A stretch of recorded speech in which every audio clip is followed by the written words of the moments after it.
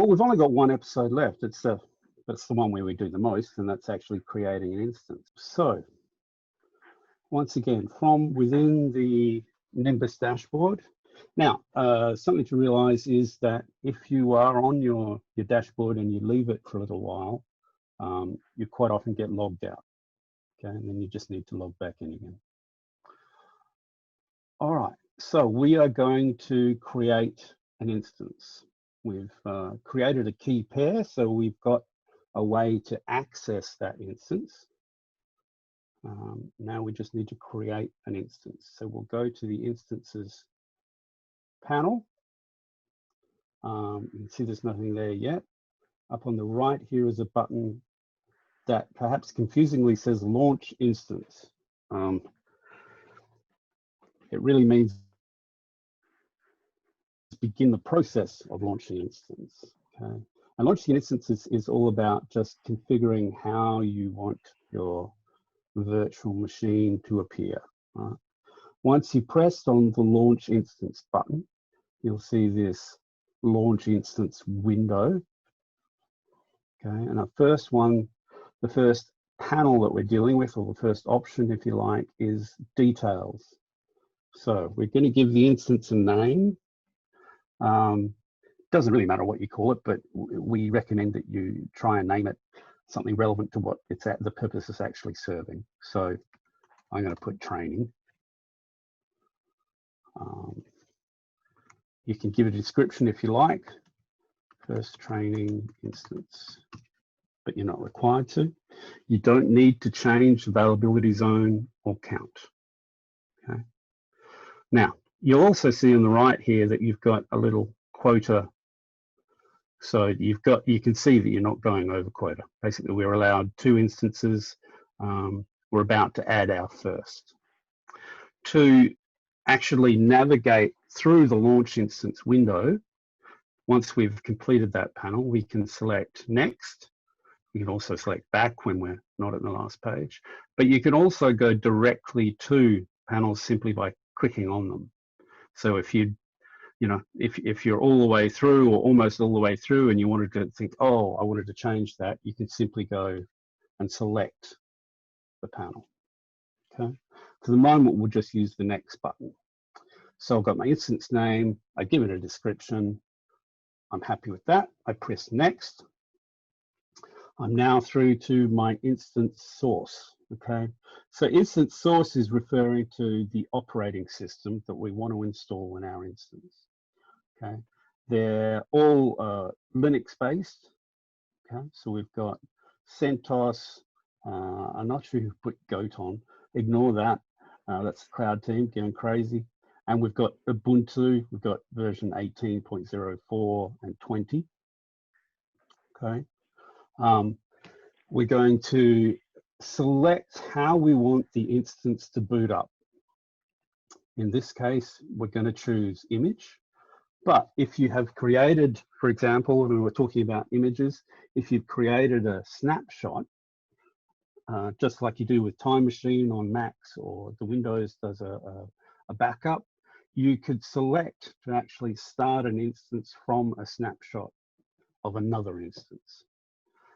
You can also do it from a particular volume, in other words, a volume like a hard drive. So you might have a bootable volume from a previous project or instance, okay? But for the moment, we're going to select image. We want create new volume, yes.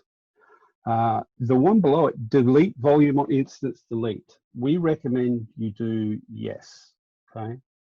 And I'll tell you why, because if you're deleting instances, which you will be, that's kind of the strength of cloud, being able to create and delete instances as you will.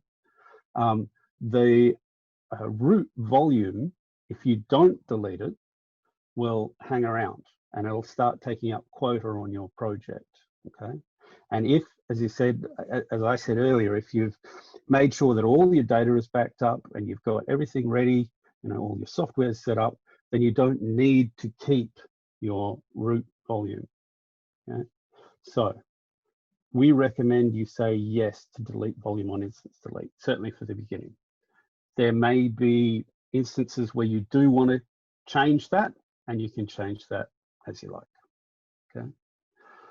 Volume size. Now, you used to have to just select a volume size that was sufficient to incorporate the operating system that we're going to select, but I believe that's changed. So I'm going to test it. I'm going to select Ubuntu 18.04. You'll see Pawsey in the name. That just means that we've changed that public image a little so it better suits Nimbus. And to select it, I'm going to press the up arrow on the right, and that has selected it. And yes, you see, it's automatically chosen a volume size, in other words, a root volume size, a minimum, that allows us for this operating system. Okay, so all we've done, image source, boot source is image, create new volume, delete volume on instance delete, and we've chosen Ubuntu 18.04 Pawsey. And that's it. So why is, oh, I see. I then select next. Now, flavor. Flavor is how Openstep refers to the configuration for your instance, i.e. Number of CPUs, the amount of RAM, the total disk size. Now you'll see a number of options, okay? M2 small, M3, blah, blah, blah. Anything with M2 in front of it, okay, you should not select. This is actually a holdover from our transition to the new Nimbus system, okay? And these are only here for people that are migrating from the old system to the new system. If you select an M2 flavor, okay, and go through to the end and try launch instance, it will not work. It'll give you an error, something like host not available, okay? So the ones that we want to select have N3, okay? So you could, at this stage, you could select an N3, and you'll see the actual title, 1C4R, means 1 CPU and 4 gig of RAM. You'll see the other one here, N3, 2C8R, okay? Because these are only training accounts and we've got a very small quota, you can't select any of these bigger flavors. So I'm just going to go ahead and select N3 1C4R. Press the up arrow, it selects it. I'm ready to go on to the next one. Network. So you automatically have, as you see, 2 networks set up for you. One that's specific for your account, in this case it's COU 008, and one that says public external. We're going to select public external because it automatically gives you a public IP address. You will mostly use this other network as an internal network. You can allocate a floating IP, an IP address to that network, but you would mostly use it if, for example, you were setting up a cluster and you wanted all of your instances in the cluster to be able to communicate to each other. You would then use that network. So it's a more advanced topic, okay? But we're just going to select public external because that automatically gives us access. Press next. We're not going to do anything with network ports, okay? So we can completely skip that. We get on to security groups. Now, security groups, if you like, they're just the firewall, for instance, if you want to think of it like that, okay? And by default, the firewall is up for virtually everything. So no communication is pretty much allowed out of the instance. Well, we're going to need SSH access in order to be able to talk to our instance. If you create the instance and you haven't opened the firewall for SSH, you won't be able to talk to it. Okay?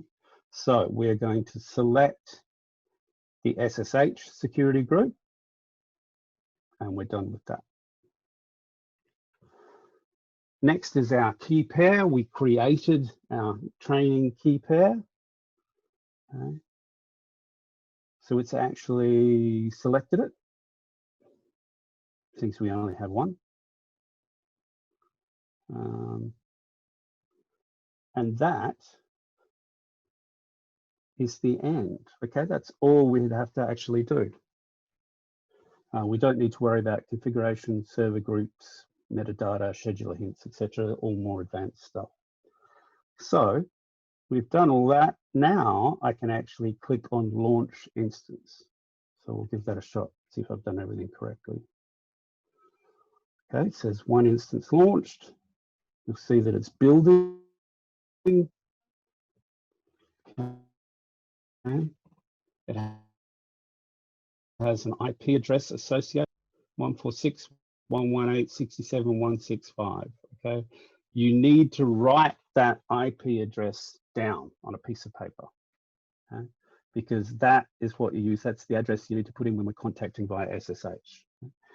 You can always come back to your dashboard and find it, but I recommend you write it down so you've got it easily available. And that's it. Okay?